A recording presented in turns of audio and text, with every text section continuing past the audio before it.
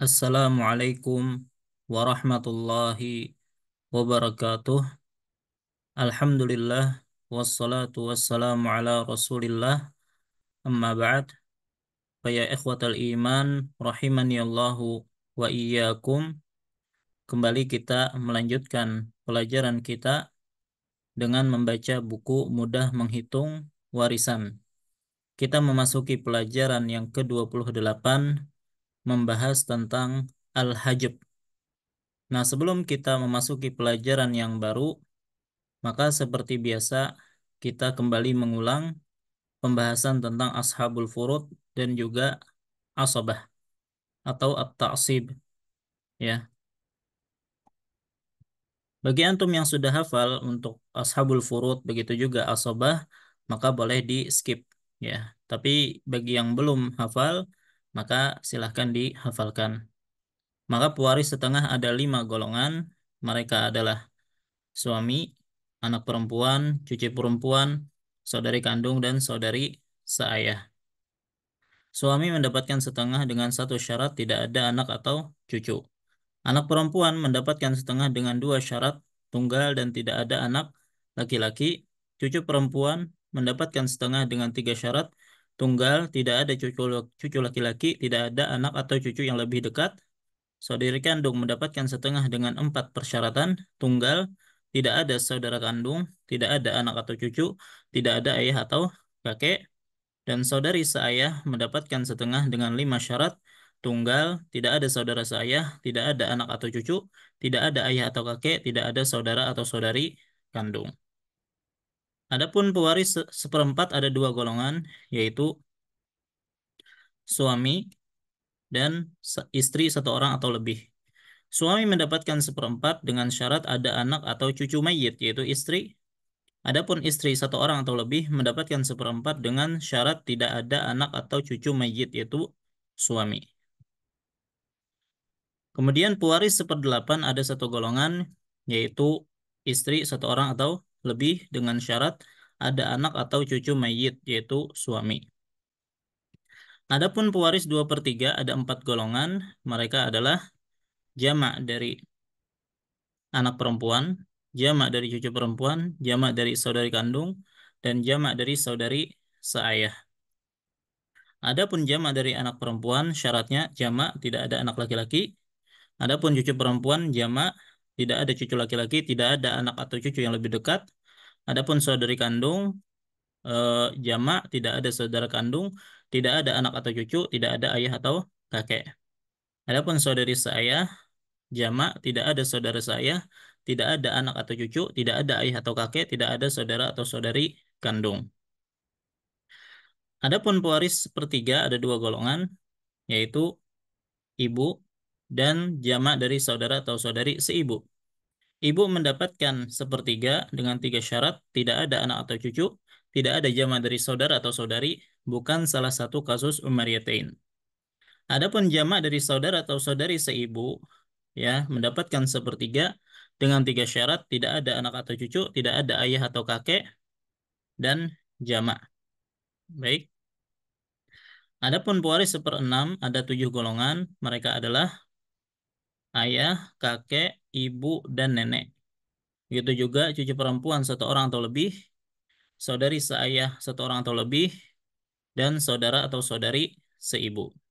Ayah mendapatkan seperenam dengan satu syarat, ada anak atau cucu laki-laki. Kakek mendapatkan seperenam dengan dua syarat, ada anak atau cucu laki-laki, dan tidak ada ayah. Adapun ibu mendapatkan seperenam, ya, dengan salah satu dari dua syarat berikut, ada anak atau cucu, atau ada jamak dari saudara atau saudari. Adapun nenek mendapatkan seperenam dengan syarat tidak ada ibu. Cucu perempuan satu orang atau lebih mendapatkan seperenam apabila ada satu anak perempuan yang mendapatkan setengah dan tidak ada cucu laki-laki. Adapun saudari seayah satu orang atau lebih mendapatkan seperenam dengan syarat ada saudari kandung yang mendapatkan setengah dan tidak ada saudara seayah.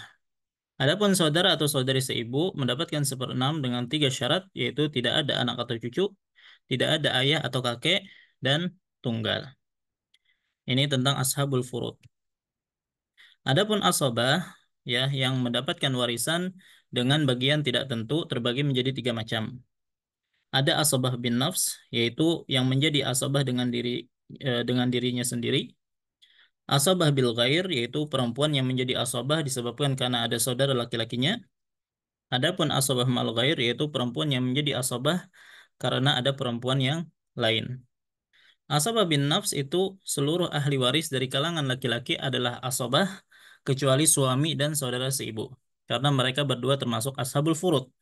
Adapun dari kalangan perempuan hanya mu'tiqah. Jumlah mereka bisa lebih dari 14 orang. Ini sudah lewat penjelasannya pada pelajaran yang telah lalu.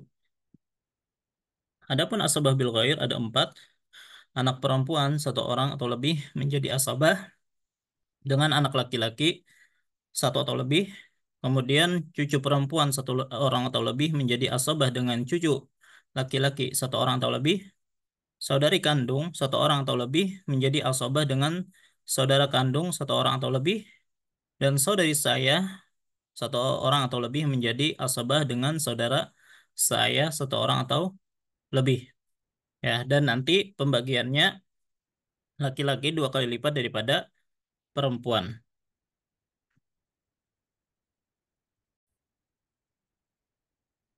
Adapun asobah mal ghair itu adalah saudari kandung satu orang atau lebih atau saudari seayah satu orang atau lebih apabila mereka bersama anak perempuan satu orang atau lebih atau bersama cucu perempuan satu orang atau lebih, maka saudari tersebut menjadi asobah ma'al ghair berdasarkan hadis Ibnu Mas'ud yang telah lalu.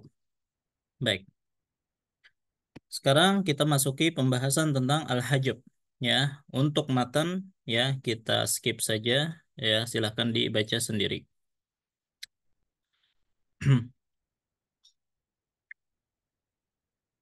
Baik, pengertian hajab. Hajab yaitu penghalang dari warisan, baik seluruhnya atau sebagiannya. Dan hajab terbagi menjadi dua macam. Ada yang disebut dengan hajab bisyaks, penghalang warisan dengan orang. Artinya orang lain menghalangi orang lain dari dapat warisan. Jadi penghalangnya berupa ahli waris gitu ya. Dan ini ada dua. Ada hirman. Jadi hajab hirman artinya hajab keseluruhan. Ya, artinya ahli waris yang dihajab tidak mendapatkan harta sama sekali atau tidak mendapatkan warisan sama sekali. Misal seperti anak laki-laki menghajab atau menghalangi cucu laki-laki. Ayah menghalangi kakek dan ibu menghalangi nenek. Ada yang disebut dengan hajab nukson, ya, atau sebagian. Artinya eh, orang yang dihajab itu mendapatkan sebagian dari warisan yang sempurnanya, ya, disebabkan karena ada orang lain menyebabkan bagian dia berkurang. Misalnya seperti perpindahan bagian suami dengan adanya anak atau cucu dari setengah ke seperempat. Itu juga disebut dengan hajab, tapi tidak hajab secara keseluruhan, tapi hanya sebagian. Begitu juga perpindahan bagian istri dengan anak atau cucu dari seperempat ke seperdelapan dan perpindahan bagian ibu dengan anak atau cucu atau dengan jamak dari saudara dari sepertiga ke seperenam. Baik, ini disebut dengan hajab nuksan. Jadi hajab bisyaks ada dua macam, ada hajab hirman yaitu keseluruhan dan hajab nuksan atau sebagian.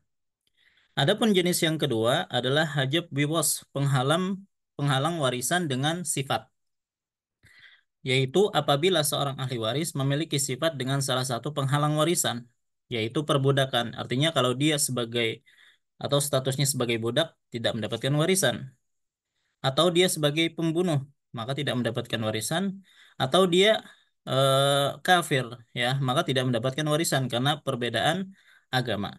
Maka ia terhalangi dari mendapatkan warisan disebabkan adanya penghalang yang ada pada dirinya dan ia tidak memberi pengaruh untuk ahli waris yang lain. Oleh karena itu keberadaannya sama seperti tidak ada. Baik, ini adalah macam-macam hajab. Perhatian, ada 6 orang ahli waris yang tidak mungkin terhalang secara keseluruhan. Mereka adalah ayah, ibu, anak laki-laki, anak perempuan, dan suami atau istri. Baik, jadi 6 orang ini tidak mungkin mahjub secara keseluruhan. Ya, pasti akan dapat warisan. Ya, kecuali kalau dia memiliki sifat penghalang warisan seperti budak atau pembunuh atau kafir. Nah, kaidah dalam hajab, setiap orang yang sampai ke mayit melalui perantara, maka ia terhalang apabila perantara tersebut ada. Misal, kakek terhalang dengan ayah, ya, karena ayah merupakan perantara antara kakek dengan mayit. Kalau ada ayah, maka kakek mahjub. Begitu juga cucu laki-laki terhalang dengan anak laki-laki dan nenek, ya, dari pihak ibu terhalang dengan ibu.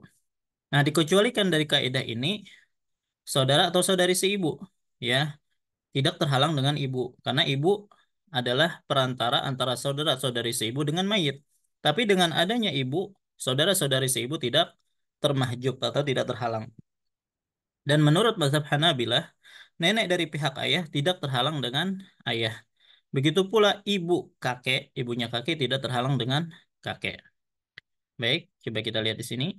Ada mayit. Baik, ayah, kakek. Baik. Nah, kakek dari ayah ini mahjub. Kenapa? Karena ada ayah. Ya, karena ayah perantara antara kakek dengan mayit. Ya, kakek mahjub dengan keberadaan perantara antara dirinya dengan mayit, yaitu ayah.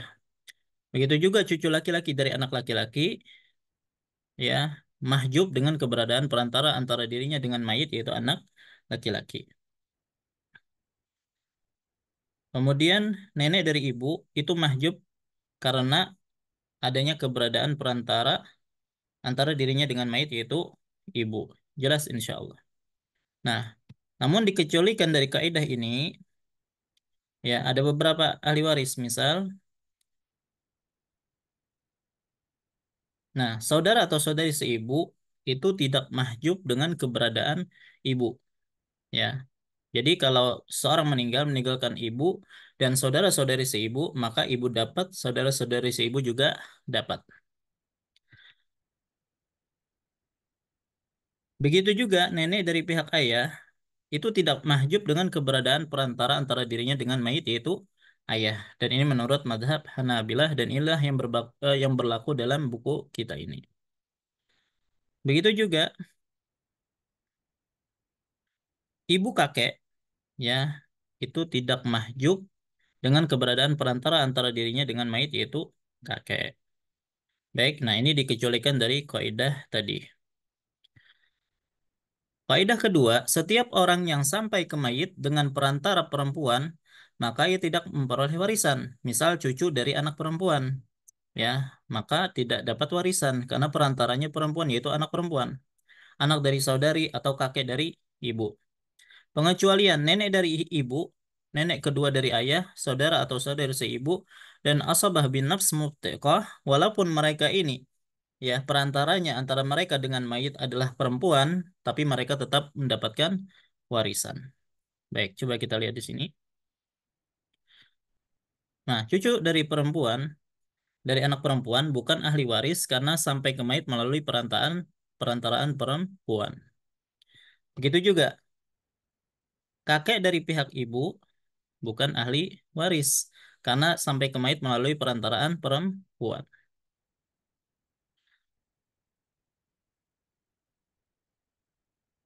Anak saudari kandung dan anak saudari seayah, ya, bukan ahli waris karena sampai ke mayit melalui perantaraan perempuan.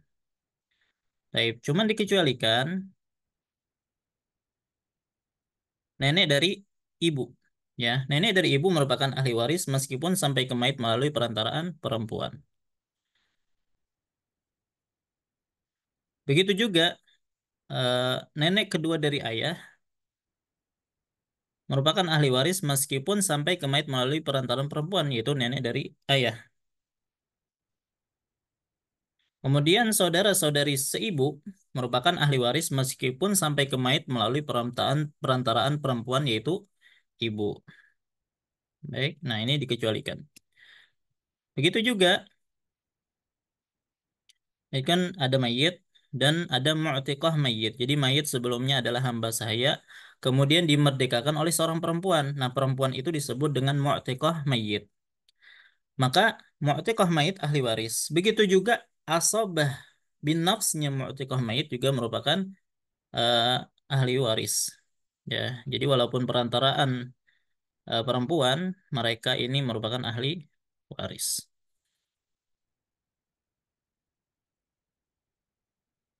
Nah, ini ya ada 14 ya mu'tiqahnya mayit atau asabah mu'tiqah mayit. Asabah bin nafsnya mu'tiqah merupakan ahli waris meskipun sampai ke mayit melalui perantaraan perempuan. Baik. Kemudian kaidah yang ketiga, setiap orang yang sampai ke mayit dengan perantara orang yang bukan ahli waris, maka tidak mendapatkan warisan. Artinya perantaranya saja bukan ahli waris, apalagi orang yang setelahnya.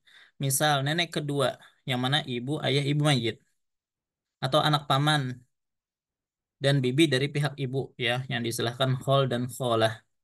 Maka khol dan kholahnya saja bukan ahli waris, apalagi anak-anak mereka. Secara mutlak, anak bibi dari ayah secara mutlak atau ammah ya, anaknya ammahnya saja bukan ahli waris apalagi anaknya. Kemudian anak paman seibu bukan ahli waris apalagi anaknya. Pengecualian, setiap orang yang sampai kepada mayit dengan perantaraan orang yang terhalang karena sifat, maka ia mendapatkan warisan dan menempati posisi perantaranya. Misal, cucu laki-laki mendapatkan warisan dari kakek apabila ayahnya kafir, pembunuh atau hamba sahaya. Coba kita lihat. Baik, kakek dari ibu itu bukan ahli waris, ya, karena melalui perantaran perempuan. Maka yang di atasnya, ibu, kakek dari ibu itu bukan ahli waris. Ibunya kakek itu bukan ahli waris. Ibu kakek dari ibu bukan ahli waris karena sampai ke mayit melalui orang yang bukan ahli waris. Misal yang lain, paman dari ibu, ya, itu bukan ahli waris. Begitu juga bibi dari ibu bukan ahli waris, maka anak-anak mereka, anak dari paman ibu dan anak bibi, anak dari bibi dari ibu itu bukan ahli waris. Anak dari paman dan ibu dari ibu, ya, khol dan kholah maksudnya, bukan ahli waris karena sampai ke mayit melalui orang yang bukan ahli waris. Begitu juga, nah, pengecualian dari kaidah, misalnya ada mayit tapi punya anak laki-laki yang kafir, bukan ahli waris. Tapi anak laki-laki kafir ini punya anak yang mana itu cucunya mayit. Tapi cucu laki-laki dari anak laki-laki ini Muslim. Maka coba lihat di sini cucu laki-laki sampai kepada mayit melalui orang yang bukan ahli waris. Tetapi cucu laki-laki merupakan ahli waris walaupun melalui perantaraan ayahnya yang bukan ahli waris. Ya, baik. Kemudian, nah ini tabel berkaitan tentang ahli waris dan siapa saja yang memahjubnya. Cucu laki-laki dan seterusnya ke bawah terhalang dengan anak laki-laki dan cucu laki-laki yang lebih dekat. Cucu perempuan dan seterusnya ke bawah terhalang dengan anak laki-laki, cucu laki-laki yang lebih dekat dengannya, serta gugur ketika anak perempuan menghabiskan 2/3 apabila tidak ada muasibnya, yaitu cucu laki-laki yang sederajat dengannya atau yang lebih jauh. Ya, sebenarnya ini kesimpulan dari yang sebelum-sebelumnya ya. Baik, ke kakek dan seterusnya ke atas terhalang dengan ayah dan setiap kakek yang jauh terhalang dengan kakek yang lebih dekat. Nenek dari ayah atau ibu terhalang dengan ibu dan setiap nenek yang jauh terhalang dengan nenek yang lebih dekat. Ini sudah kita jelaskan dalam bab ahwal jaddad, kondisi warisan nenek. Saudara atau saudari seibu terhalang dengan ayah, kakek, dan seterusnya ke atas, anak laki-laki, cucu laki-laki, dan seterusnya ke bawah, anak perempuan, cucu perempuan, dan seterusnya ke bawah. Saudara kandung terhalang dengan ayah, kakek, dan seterusnya ke atas, anak laki-laki, cucu laki-laki, dan seterusnya ke bawah. Adapun saudari kandung terhalang dengan orang yang menghalangi saudara kandung, artinya sama dengan yang di atasnya. Saudara seayah terhalang dengan orang yang menghalangi saudara kandung dan dengan saudara kandung dan dengan saudari kandung apabila ia menjadi asabah ma'al ghair. Saudari saya terhalang dengan orang yang menghalangi saudara saya serta gugur ketika saudari kandung menghabiskan 2/3 apabila tidak ada muasibnya yaitu saudara saya. Keponakan laki-laki kandung terhalang dengan orang yang menghalangi saudara saya dan dengan saudara saya, dan dengan anak laki-laki saudara saya, yaitu keponakan laki-laki saya yang lebih dekat derajatnya, dan dengan saudari saya apabila ia menjadi asabah ma'al ghair. Keponakan laki-laki saya terhalang dengan orang yang menghalangi keponakan laki-laki kandung, dan dengan anak laki-laki saudara kandung, keponakan laki-laki kandung yang sederajat dengannya atau yang lebih dekat. Paman kandung terhalang dengan orang yang menghalangi keponakan laki-laki saya dan dengan keponakan laki-laki saya. Paman saya terhalang dengan orang yang menghalangi paman kandung dan dengan paman kandung. Sepupu laki-laki kandung terhalang dengan orang yang menghalangi paman saya dan dengan paman saya dan dengan anak laki-laki paman saya atau sepupu laki-laki saya yang lebih dekat. Baik, ini bisa antum hafalkan ya, atau tidak perlu dihafalkan. Yang penting antum paham berkaitan tentang taksib kemarin ya. Jadi kalau paham betul dengan taksib, maka masalah hajab juga bisa dipahami dengan baik. Sepupu laki-laki saya terhalang dengan orang yang menghalangi sepupu laki-laki kandung dan dengan anak laki-laki paman kandung, sepupu laki-laki kandung yang sederajat dengannya atau yang lebih dekat. Mu'tik dan mu'tiqah terhalang dengan semua asobah dengan nasab. Ya, karena kita sudah sebutkan asobah ada yang nasabiyah dan ada yang sababiyah. Mu'tik dan mu'tiqah adalah asobah dengan sebab. Maka asobah dengan sebab terhalang dengan semua asobah dengan nasab.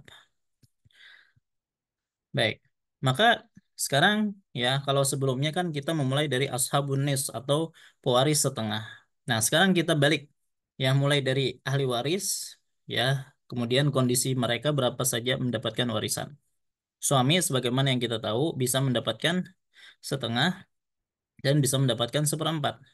Setengah apabila tidak ada anak atau cucu yaitu mayit, cucu mayit yaitu istri, dan dapatkan seperempat apabila ada anak atau cucu mayit yaitu istri. Adapun istri bisa seperempat dan bisa seperdelapan. Seperempat kalau suami ada anak atau cucu, ya seperdelapan kalau suami ada anak atau cucu. Anak perempuan ada tiga kondisi, bisa setengah, bisa dua per tiga, bisa menjadi asobah bil ghair atau mendapatkan sisa. Ya, setengah kalau dia tunggal dan tidak ada anak laki-laki, dua per tiga kalau dia jamak dan tidak ada anak laki-laki, kalau asabah bil ghair atau sisa kalau ada anak laki-laki. Cucu perempuan dari anak laki-laki ya bisa mendapatkan setengah, bisa dua per tiga, bisa seperenam, bisa asabah bil ghair atau sisa, dan bisa mahjub.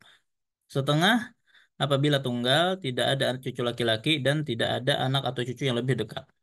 Dua per tiga kalau jamak, tidak ada anak, tidak ada cucu laki-laki, tidak ada anak atau cucu yang lebih dekat. Seperenam kalau ada satu anak perempuan yang mendapatkan setengah dan tidak ada cucu laki-laki. Wasabah bil ghair atau sisa apabila ada cucu laki-laki. Dan mahjub apabila ada anak laki-laki atau ada cucu laki-laki yang lebih dekat, ya, atau ada jamak dari anak perempuan yang mengambil dua per tiga. Adapun saudari kandung, ya, bisa setengah, dua per tiga, asobah bil ghair, asobah mal ghair, atau mahjub. Nah, kapan setengah? Setengah dengan empat syarat tunggal, tidak ada saudara kandung, tidak ada anak atau cucu, tidak ada ayah atau kakek. Dua per tiga kapan? Kalau jamak, tidak ada saudara kandung, tidak ada anak atau cucu, tidak ada ayah atau kakek. Asobah bil ghair apabila ada saudara kandung. Asobah mal ghair apabila bersama anak perempuan atau cucu perempuan, dan mahjubnya dengan anak laki-laki atau cucu laki-laki atau ada ayah atau kakek. Adapun saudari saya bisa setengah, bisa dua per tiga, bisa seperenam, bisa asabah bil ghair, bisa asabah mal ghair, ya. Eh, Nanti ada tambahan ya. Setengah apabila tunggal, tidak ada saudara saya, tidak ada anak atau cucu, tidak ada ayah atau kakek, dan tidak ada saudara atau saudari kandung. Eh, Dua per tiga kalau jamak, tidak ada saudara saya, tidak ada anak atau cucu, tidak ada ayah atau kakek, dan tidak ada saudara atau saudari kandung. Seperenam adalah apabila ada saudari kandung yang mendapatkan setengah dan tidak ada saudara saya. Asobah bil ghair apabila ada saudara seayah. Asobah mal ghair apabila ada anak perempuan atau cucu perempuan.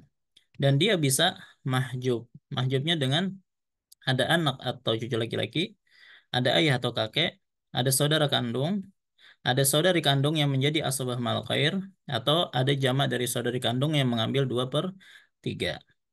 Baik. Adapun ayah bisa mendapatkan seperenam, bisa seperenam plus sisa, bisa asobah atau sisa. Nah, seperenam apabila ada anak atau cucu laki-laki. Seperenam tambah sisa kalau ada anak atau cucu perempuan. Asobah atau sisa kalau tidak ada anak ataupun cucu. Adapun kakek ada 4 kondisi. Bisa seperenam, bisa seperenam plus sisa, bisa asobah, ya nanti ada satu lagi ya. Seperenam apabila ada anak laki-laki atau cucu laki-laki dan tidak ada ayah. Seperenam plus sisa kalau ada anak perempuan atau cucu perempuan dan juga tidak ada ayah. Asobah atau sisa apabila tidak ada anak atau cucu dan tidak ada ayah. Dan dia bisa mahjub kalau ada ayah. Adapun ibu bisa mendapatkan sepertiga, bisa mendapatkan seperenam, dan bisa mendapatkan sepertiga sisa. Kapankah ibu mendapatkan sepertiga? Dengan 3 syarat. Ya, tidak ada anak atau cucu, tidak ada jama dari saudara atau saudari, dan bukan salah satu kasus Ummariyatain. Adapun seperenam ya adalah apabila ada salah satu dari 2 syarat berikut, ada anak atau cucu, atau ada jama dari saudara atau saudari. Adapun sepertiga sisa adalah dalam kasus Ummariyatain. Adapun nenek bisa mendapatkan seperenam atau mahjub. Ya, seperenam kalau tidak ada ibu, kalau mahjub berarti ada ibu. Dan terakhir saudara atau saudari seibu bisa mendapatkan sepertiga, bisa seperenam, bisa juga mahjub. Seperenam kapan? Tidak ada anak atau cucu, tidak ada ayah atau kakek, dan jamak. Adapun seperenam, ya, tidak ada anak atau cucu, tidak ada ayah atau kakek, ya, dan tunggal. Mahjub kalau ada anak laki-laki atau cucu laki-laki, ada anak atau cucu perempuan, ada ayah atau kakek. Baik. Nah, jadi ini metode berbalik ya. Yang sebelumnya adalah dari bagiannya baru ahli warisnya, sekarang ahli warisnya kemudian bagian-bagiannya. Baik, sekarang kita coba jawab pertanyaan-pertanyaan berikut.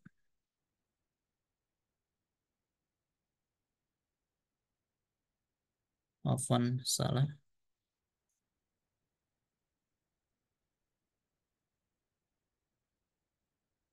Baik.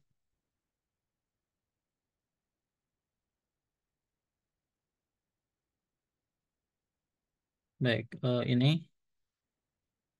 Nah, di sini ada 2 cucu perempuan, maka karena jamak dapat 2/3. Saudari seibu karena ada apa namanya saudari seibu, maka dia mahjub. Adapun saudari seayah karena ada 2 cucu perempuan asabah ma'al ghair, ya maka dapat sisa. Kemudian kakek dari ibu itu bukan ahli waris tapi rahim. Baik, maka masalahnya adalah 3. Ya, silahkan dimurajah kembali berkaitan tentang cara mencari aslul masalah.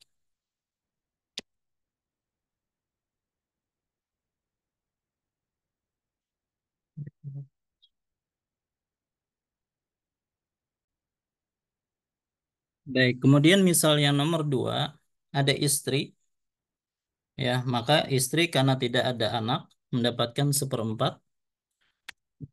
Ibu karena ada jamak dari saudara maka seperenam. Ayah karena tidak ada anak sisa, dan ini mahjub. Nah, walaupun mereka mahjub ya tapi memberikan pengaruh kepada ibu ya, mereka mahjub dengan adanya ayah dan ini bukan kasus Umariyah. Maka masalah 12 ini 3, 2, sisanya adalah 7. Ya, ini tidak dapat apa-apa. Misal nomor 3, ada cucu perempuan. Ya, cuman ada anak laki-laki, maka mahjub dengan adanya anak laki-laki. Ayah karena ada anak laki-laki dapat 1/6, begitu juga ibu karena ada anak laki-laki dapat 1/6, anak laki-lakinya sisa. Masalah 6, ya, 1, 1, 4. Baik, saudari seayah mahjub. Kenapa? Karena ada cucu laki-laki. Ya, saudari seibu juga mahjub. Ayah karena statusnya budak juga mahjub. Maka cucu laki-laki asobah sendirian. Baik, maka dia mendapatkan seluruh harta.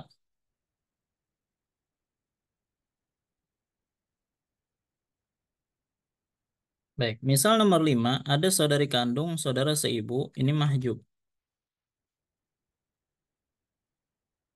Saudara seibu juga mahjub karena ada kakek. Ibu kakek berarti nenek ya, berarti 1/6. Ya, berarti nenek kan ibu kakek itu. Dan kakek yang kedua ini sisa. Apa, masalah 6, ini mahjub. 1, 5. Baik. Kemudian di sini ada ibu, nenek, anak laki-laki pembunuh jelas mahjub dan tidak memberikan pengaruh kepada ahli waris lain, maka ibu tetap mendapatkan 1/3. Adapun nenek mahjub dengan adanya ibu. Sepupu laki-laki kandung kakek ini asobah atau sisa. Masalahnya 3, 2. Baik. Misal nomor 7, ada suami tapi ada cucu laki-laki di sini, maka 1/4. Kakek karena ada cucu laki-laki 1/6. Cucu laki-laki sisa, adapun cucu laki kedua mahjub karena ada cucu laki yang pertama. Maka asal masalah 12, ya. Ketemu 12 ini ya KPK dari 4 dan 6. Ya silahkan dicari lagi pembahasan tentang mencari pokok masalah. Ini 2, sisanya adalah 7. Ini nggak dapat apa-apa. 8, 4 cucu perempuan 2/3. Kemudian cucu perempuan kedua mahjub karena yang di atasnya sudah menguasai 2/3. Maka ini mahjub atau gugur ya. Keponakan perempuan kandung bukan ahli waris, maka rahim. Ya, keponakan laki kandung ini asobah sisa. Masalah 3, 2. Ya, ini nggak dapat. Rahim juga nggak dapat. Ini 1.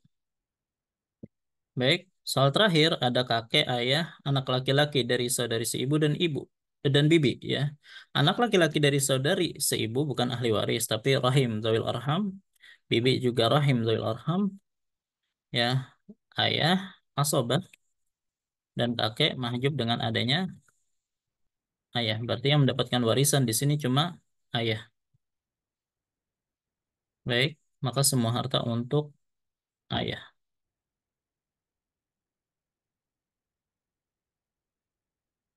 Nah, inilah pelajaran kita berkaitan tentang hajab. Nah, adapun soal-soal ya latihan silahkan dijawab. Ya, ada berapa ini ya? Ada 32 soal. Ya, silahkan dijawab kemudian dipoto dan kirimkan jawabannya ke nomor WA Ana 085974883256. Bagi antum yang belum memiliki bukunya, silahkan pesan ke nomor yang ada di layar berikut. Wallahu taala alam. Wassallallahu ala nabiyana Muhammad wa ala alihi wasallam.